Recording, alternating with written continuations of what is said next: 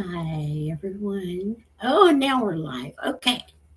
I'm in the office part of the house. So, good morning. Yeah, it's morning. It's August the 4th, and it is about 9:30 in the morning. And today we're going to talk about the painful subject of prayer, according to Screwtape. So, this is the Screwtape letters, chapter 4. And Screwtape is not happy with wormwood at all this morning. So, here we go. My dear Wormwood, the amateurish suggestions in your last letter warn me that it is high time for me to write to you fully on the painful subject of prayer. You might have spared the comment that my advice about his prayers for his mother proved singularly unfortunately. That is not the sort of thing that a nephew should write to his uncle, nor a junior tempter to the undersecretary of a department. It also reveals an unpleasant desire to shift responsibility. You must learn to pay for your own blunders. The best thing, where it is possible, is to keep the patient from the serious intention of praying altogether. When the patient is an adult recently reconverted to the enemy's party, like your man has done by encouraging him to remember or to think he remembers the parrot like nature of his prayers in childhood. In reaction against that, he may be persuaded to aim at something entirely spontaneous, inward, informal, and unregularized, and that what this will actually mean to a beginner will be an effort to produce in himself a vaguely devotional mood in which real concentration of will and intelligence have no part. One of their poets, Coleridge, has recorded that he did not pray with moving lips and bending knees, but merely composed his spirit to love and indulged a sense of application. That is exactly the sort of prayer we want, and since it bears a superficial resemblance to the prayer of silence, as practiced by those who are very far advanced in the enemy's service,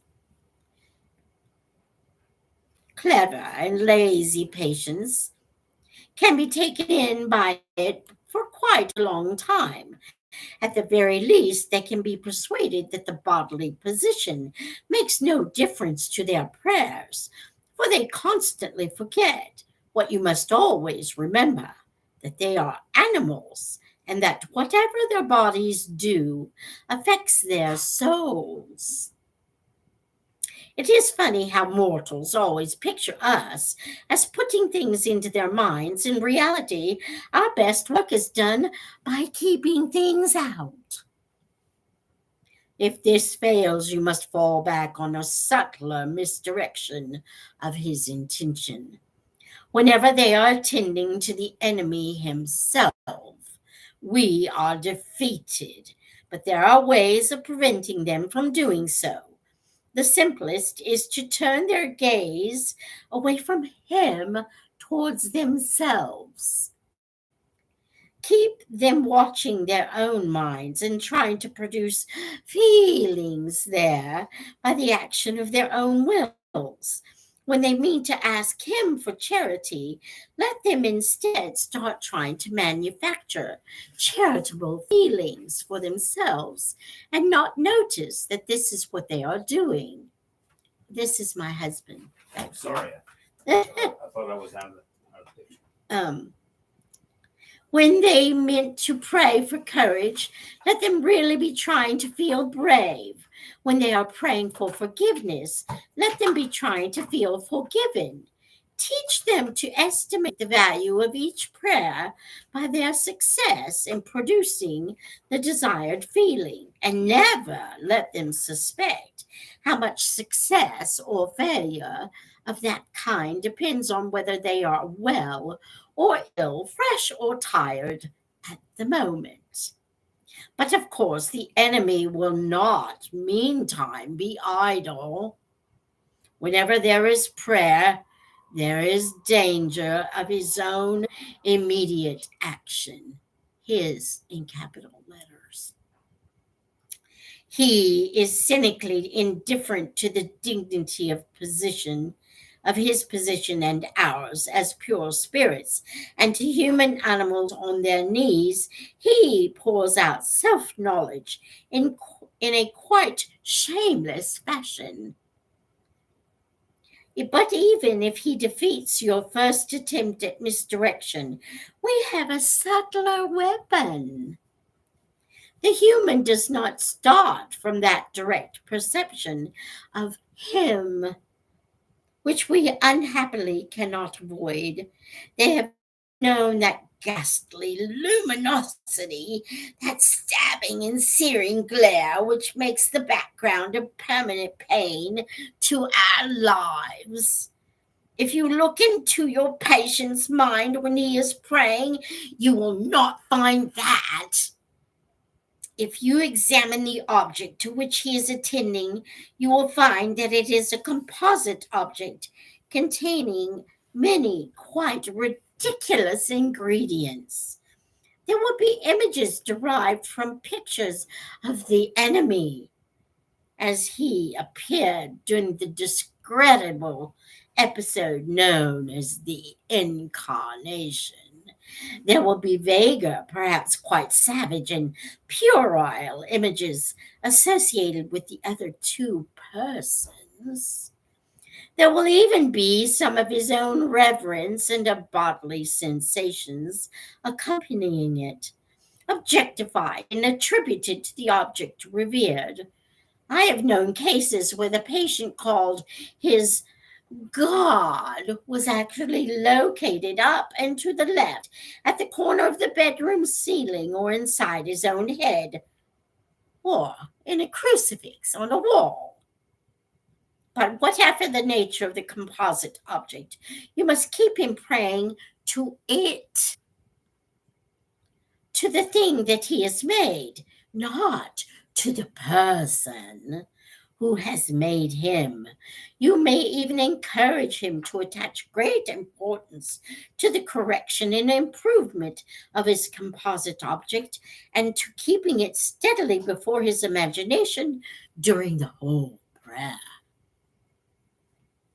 For if he ever comes to make the distinction, if he ever consciously directs his prayers, not to what I think thou art, but to what thou knowest thyself to be, our situation is, for the moment, desperate.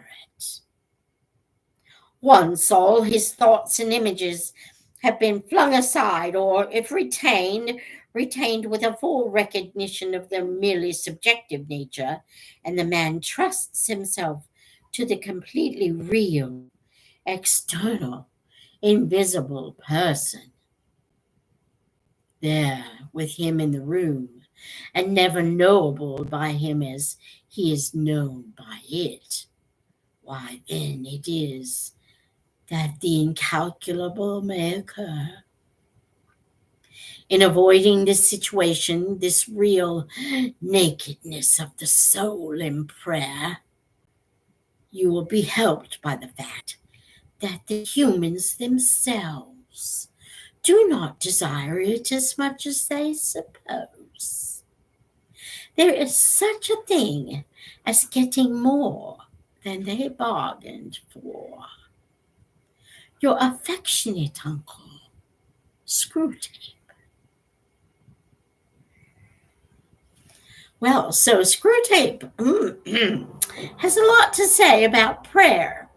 Basically, he's saying keep them focused on the thing that they are praying to. For example, the crosses that are on the wall behind me, or if you pray the rosary, just the beads themselves, not focusing on him to whom we are praying and to whom we are speaking.